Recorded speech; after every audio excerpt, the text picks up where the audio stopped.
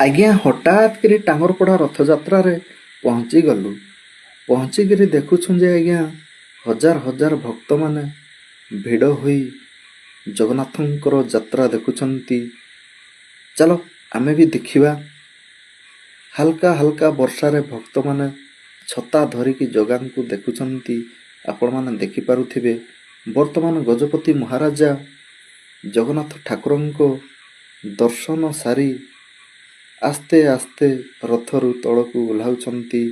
ବର୍ତ୍ତମାନ ରଥ ଟଣା ହେବ। ଜୟ ଜଗନ୍ନାଥ।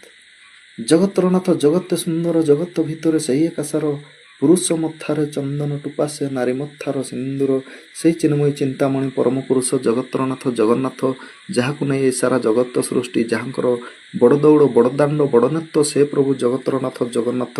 ଏପଟେ ଜଗନ୍ନାଥ, ସେପଟେ ବଳଭଦ୍ର ଠାକୁର, ମଝିରେ ସୁନାମୋହି ସୁଭଦ୍ରା ଭଉଣୀ ଅତି ସୁନ୍ଦର ଭାବରେ ବସିଛନ୍ତି। ଧୀରେ ଧୀରେ ରଥ ଚାଲିବାକୁ ଲାଗିଛି।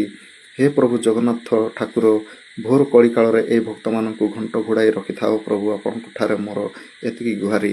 ଜୟ ଜଗନ୍ନାଥ, ଜୟ ଜଗନ୍ନାଥ, ଜୟ ଜଗନ୍ନାଥ।